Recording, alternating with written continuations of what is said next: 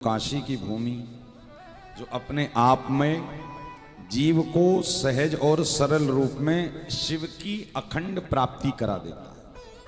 क्या इसी कारण काशी में वास करने के बाद ये मन में भाव मत लाइएगा कि हमें शिव जी मिले नहीं। काशी की भूमि पर पैर पड़ते ही मानो आप बाबा के ऊपर ही चढ़ जाते हो। जैसे बेलपत्री चढ़ती ना, ऐसी प्रकार आप बाबा के बन जाते हो।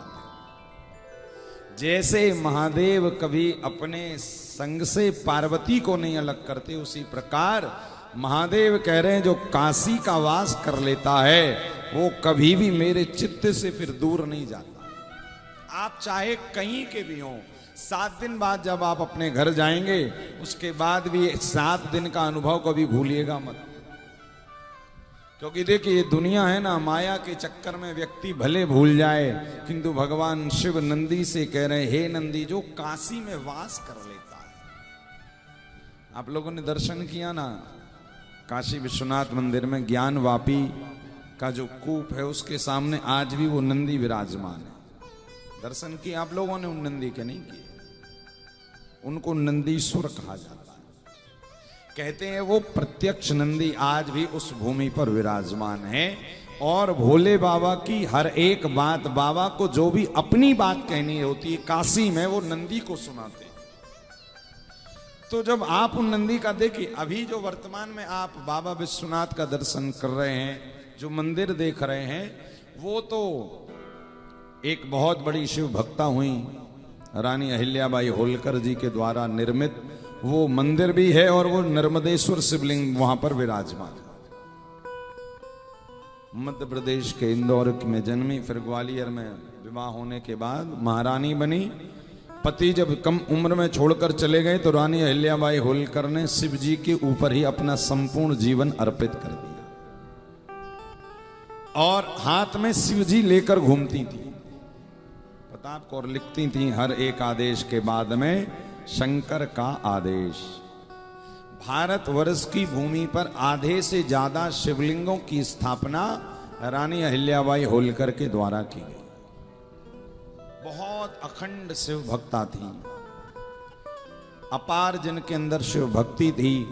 लिखने वालों ने तो यहां तक लिखा है कि साक्षात कलयुग में मां गौरी के रूप में रानी अहिल्याबाई होलकर का जन्म हुआ था। इतने शिव मंदिर बनवाए, जितनी भी राजकोष में संपत्ति आती थी सब आधे से ज्यादा लुटा देती थी शंकर जी के मंदिरों में। आज भी नर्मदा जी के तट पर जितने भी आप बहुत पुराने पुराने शिवलिंग देखते हैं नर्मदेश्वर, सब के सब मंदिर रानी अहिल्याबाई होलकर के द्वारा स्थापित। उनका एक ही नियम था, क्या? ज्यादा से ज्यादा भारत की भूमि पर शिवजी के मंदिर होने चाहिए। और पता है जो व्यक्ति अपने जीवन काल में एक मंदिर बनाकर उसमें एक शिवलिंग बिठालकर किसी सरोवर में, किसी तीर्थ में दान कर देता है, कहते हैं भगवान शिव उसके अंदर साक्षात पार्वती का दर्शन करते हैं, साक्षात मां का। तो ऐसे भगवान विश्वनाथ की भूमि पर भी जब उनको आने का मौका मिला, जितना आप सोना देख रहे हैं यहां पर, सब उन्हीं के द्वारा यहां पर लुटाया गया, लगाया गया। तो वो जो नंदी है, तो आज भी महादेव अपनी कोई बात जब कहते हैं तो उन्हीं नंदीश्वर से कहते हैं। और याद रखिएगा वो नंदी जो आप देख रहे हैं ना, दर्शन कर रहे हैं, वो साधारण नहीं है। क्या आप उनका जरा भाव से दर्शन करेंगे ना तो आपको लगेगा ये तो साक्षात शिव का ही रूप बनकर यहां बैठे। कलयुग की आपको एक बात, इसी काशी की एक घटना है। कहते हैं एक भक्त को, एक व्यक्ति को ब्रह्म हत्या का पाप लगा। उसने झगड़ा करते करते एक ब्राह्मण को उसके हाथ मर गया। कहते हैं जब वो ब्राह्मण उसके हाथ गलती से, अब कोई पाप कभी कभी व्यक्ति के द्वारा गलती से कुछ बड़ी बड़ी चीजें हो जाती। अब गलती से कोई बड़ी चीज हो जाए तो उसका यदि आपने पश्चाताप कर लिया कि अरे हमसे गलती हो गई, अब आगे से नहीं करेंगे, तो हाँ, पश्चाताप का मतलब होता है कि एक बार करने के बाद फिर आगे आप उसकी पुनरावृत्ति ना करें। पुनरावृत्ति का मतलब बार बार उसको ना किया जाए। भाई अभी तक किया ठीक है, नहीं पता था तो कर रहे थे, अब बोले अब पता चल गया, अब आज के बाद ऐसा नहीं करेंगे। किंतु कभी कभी व्यक्ति क्या करता, एक तरफ तो खूब भजन कर रहा है, खूब कथा सुन रहा है, और एक तरफ कहीं ना कहीं भैया बुरे काम भी करता जा रहा है। तो दोनों चीजें बराबर में चल रही हैं, सुख और दुख दोनों नहीं। भाई दुख भी नहीं पड़ पा रहा क्योंकि भजन कर ले रहे, और सुखी भी नहीं हो पा रहे हो क्योंकि जो सुख मिलना चाहिए पुण्य के कारण, वो पुण्य के बदले आप उतना पाप भी कर ले रहे। हमने पहले भी कथाओं में निवेदन किया है ना कि जीव को कभी भी आप घर पे बेर का और केले का वृक्ष साथ में लगाएंगे तो बेर का वृक्ष केले का वृक्ष कभी बढ़ नहीं पाएगा। क्यों? क्योंकि बेर के कांटे जो निकलेंगे ना, जब हवा चलेगी तो वो केले के पत्ते को काट देंगे। इसी प्रकार जीवन में आप एक तरफ तो खूब कथा सुनो, खूब शंकर जी पे जल चढ़ाओ, खूब पुण्य करो, काशी में 7 दिन और 8वें 9वें दिन घर पे जाकर सारे ना करने वाले धर्म विरुद्ध कार्य करने लगो तो क्या होगा, सब बराबर हो जाएगा।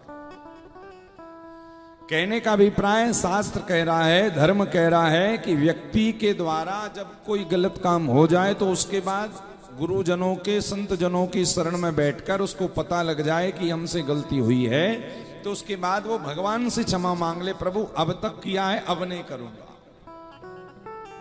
इसको कहते हैं पश्चाताप, प्रायश्चित। और भगवान महादेव कह रहे हैं, हे नंदी, जितनी व्यक्ति के अंदर पाप करने की क्षमता नहीं है उतनी मेरे अंदर क्षमा करने की सामर्थ्य है। क्या? कि समर्थ को नहीं दोष गोसाई। लेकिन फिर भी हमारे धर्म में एक दंड का विधान बना है। तो अब उस व्यक्ति से एक बार एक ब्राह्मण गलती से मर गया। अब उसकी कोई गलती थी नहीं, झगड़ा हो रहा था इसी काशी की बात। अब उसके अंदर एक भाव आ गया, उसने एक रट लगा दी, हाय राम, हाय राम हमसे पाप हो गया, हाय राम हमसे ब्रह्म हत्या हो गई, हाय राम अब हर चीज में वो राम कह रहा है, हर चीज में राम शब्द कह रहा है। और गांव वालों ने कहा भैया तुमसे गलत काम हुआ, अब तुम्हें यहां से भागना पड़ेगा, भागो नगर खाली करो, वरना आप अपने से खाली नहीं करोगे तो हम आपको देश निकाला कर देंगे, या आपके द्वारा कृत कोई भी काम में हम सम्मिलित नहीं होंगे। उसने कहा क्या किया जाए, किंतु मन में तो एक ही बात चल रही थी, हाय राम ये हो गया, हाय राम राम करते करते उसने कहा कहां जाए। तो एक शिव मंदिर के बाहर खड़े होकर उसको प्रेरणा मिली कि बाबा के धाम जाया जाए। यदि प्राण भी छोड़ूंगा ना, पाप तो हो गया और ब्रह्म हत्या का शमन कहीं हो नहीं सकता, पाप हो गया। एक काम करता हूं, जाऊंगा काशी की गंगा में डूबकर अपने प्राणों का अंत कर लूंगा और कहीं ना कहीं तो बाबा कृपा कर ही देंगे।